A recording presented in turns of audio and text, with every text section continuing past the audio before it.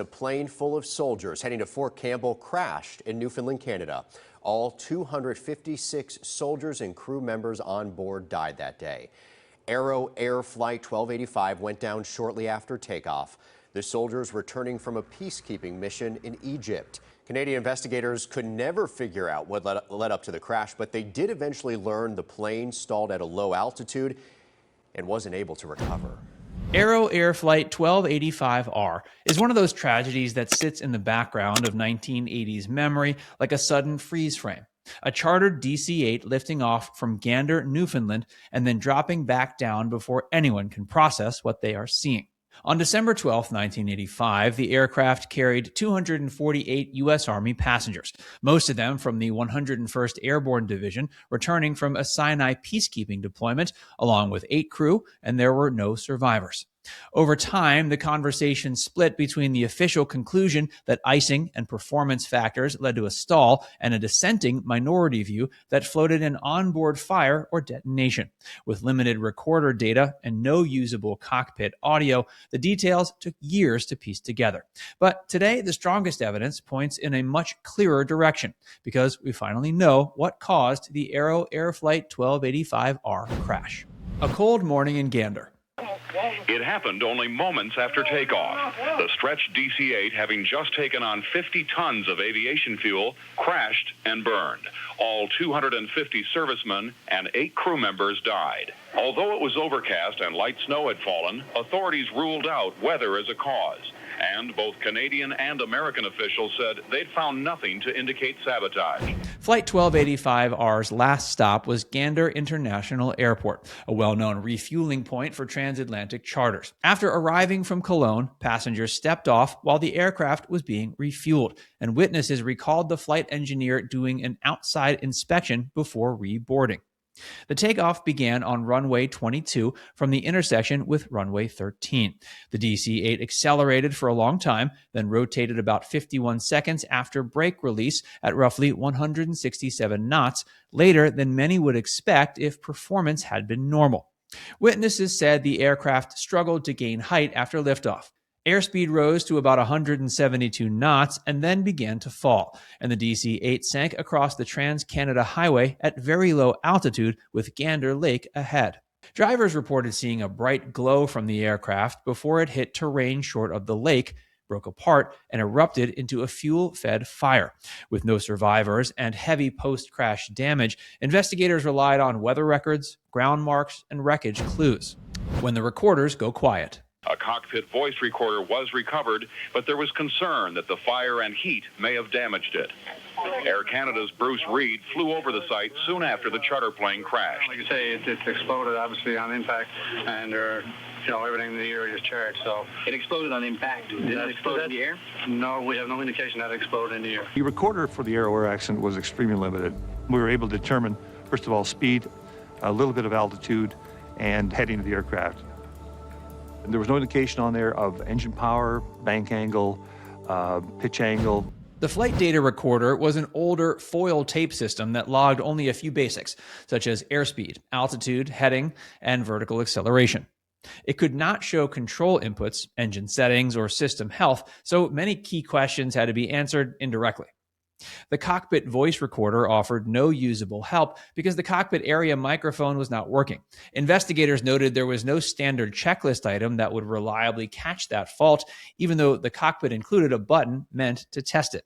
That left investigators leaning on witness statements, the short timeline between rotation and impact, and detailed wreckage examination. It also explains why the official report said it could not determine the exact sequence of events with certainty. Even with gaps, the shape of the accident was consistent. The aircraft lifted off, airspeed decayed, pitch increased, and the DC-8 stalled at low altitude where recovery was not possible. Icing and the majority finding. Well, we were concerned about icing because the refueler witness indicated that they had picked up some ice on the approach. Coming in from the north. They turned to meteorological reports for the early hours of December the 12th. In early morning, it was very, very icy. And it had been severe freezing rain. They flew in during the time that the forecast was for icing. The majority of the Canadian Aviation Safety Board focused on conditions favorable for ice formation during approach, and while the aircraft sat at Gander in freezing precipitation. They concluded the wings could have been contaminated on the leading edge and upper surface, and they found the aircraft had not been de-iced before departure. A contaminated wing can lose lift and gain drag, even if the layer seems minor to the naked eye. That loss matters most right after liftoff, when the airplane is heavy, slow, and depending on clean airflow to keep accelerating and climbing. The board's probable cause statement pointed to an, quote, increase in drag and reduction in lift, leading to a stall, most likely from ice contamination. It also said other possible factors, like thrust loss from engine 4 and inappropriate takeoff reference speeds, could have compounded the problem. Put simply, the official view is that the DC-8 took off with less aerodynamic margin than the crew expected. Once it tried to climb, airspeed slipped away, and the aircraft stalled before it had room to recover. Weight, V-speeds, and early rotation. Another key issue was weight and performance calculation. A later technical analysis described evidence of a significant discrepancy between the official load sheet and the aircraft's real weight, though still under maximum takeoff weight, meaning weight alone should not have prevented liftoff. The danger is subtle. Crews calculate takeoff reference speeds, including VR, based on gross weight and conditions. Using the load sheet weight could have produced a VR around 150 knots, while the higher real weight would have called for roughly 154 knots. Earlier leg crew members reportedly suspected the paperwork underestimated weight and added about 10,000 pounds for their own calculations, but they did not record that change in a way the next crew would see. The accident crew may have used the official number and the lower speeds without realizing it. On a DC-8, rotating even a few knots early can increase drag during the last part of the roll because the nose is up while the aircraft is still accelerating. The type is also geometrically limited, so early rotation does not guarantee early liftoff, but it can trim the margin above stall once airborne. The Minority Report and the long argument. We had extremely difficult time in putting out our dissenting report. We were given a very restricted time, and then there was an attempt to suppress it. I was asked the question outright, well, what do you want to do? Do you want to try to save your job, or do you want to get the truth about this accident? My answer was, well, I want to save my job by getting at the truth. 4 board members dissented, saying the evidence did not prove ice had been present on the wing leading edges and proposing a different scenario. Their Minority Report speculated about an in-flight fire and detonations of undetermined origin causing catastrophic failures before impact. The dissent lingered partly because the wreckage included munitions items such as mortar shells, a byproduct of transporting military personnel and equipment. That detail does not prove an onboard blast, but it kept suspicion alive in the public mind. A later review by former Canadian Supreme Court Justice Willard Esty concluded the available evidence did not support either side's certainty when judged by a courtroom standard. The controversy also fed public doubt about the Canadian Aviation Safety Board, which Canada later replaced with the Transportation Safety Board.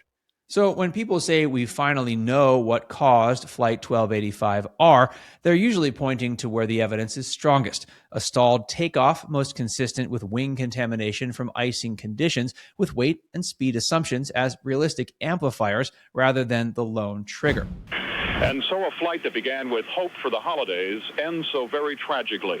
As one eyewitness put it, they were all young men who had so much more to live for. Now it's time to hear from you. After hearing the official icing and performance case and the dissenting explosion theory, which one do you think best fits the facts and why?